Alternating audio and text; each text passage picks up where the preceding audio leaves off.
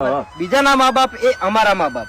બસ આપણે ખાસ વાત કે અમારી પેઢી જ એવી છે, કારણ કે અમારા કુટુંબની અંદર બધા મા બાપની સેવા કરતા શેઠથી આવ્યા છે અને સપનું આજે પૂરું થાય છે કે પારકા મા બાપે આપણા મા બાપ તરીકે વળકણ સેવા કરવાની છે. બોલો વાઘુભાઈ. ખરેખર અમે શરૂઆત કરી ત્યારથી જ અમારા બધાના વિચારો હતા કે ભવિષ્યમાં અમે આગળ જઈશું તો હવે આવી રીતે સેવાના કાર્ય કરીશું.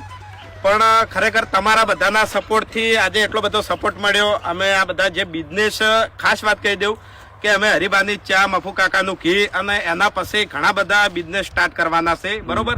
એટલે અમે આ બિઝનેસ જે સ્ટાર્ટ કર્યા એનો મુખ્ય ઉદ્દેશ્ય આ જ છે કે એમાંથી જે પ્રોફિટ મળે એ અમે સેવામાં વાપરશું અને ખરેખર આ એની શરૂઆત કરી દીધી છે, બરોબર.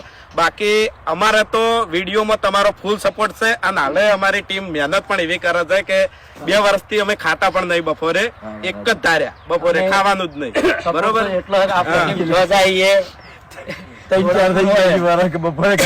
ના, 2 વર્ષ તો પાક્ક જ કે બપોરે ખાધું જ નહીં, બરોબર. એટલે અમારે તો વિડીયોમાં ફૂલ સપોર્ટ છે.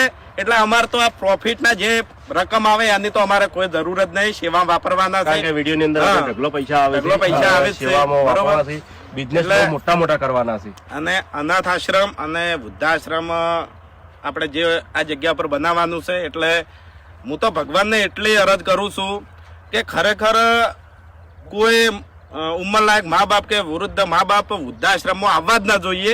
અને જે આવે છે એ ભગવાન આપણા જેવા માણસોને મૂકે છે સેવા કરવા માટે, બરોબર. બાકી કોઈ જીવનમાં અનાથ ના રહેવું જોઈએ અને કોઈ મા બાપ વૃદ્ધાશ્રમમાં આવવા ના જોઈએ, બરોબર.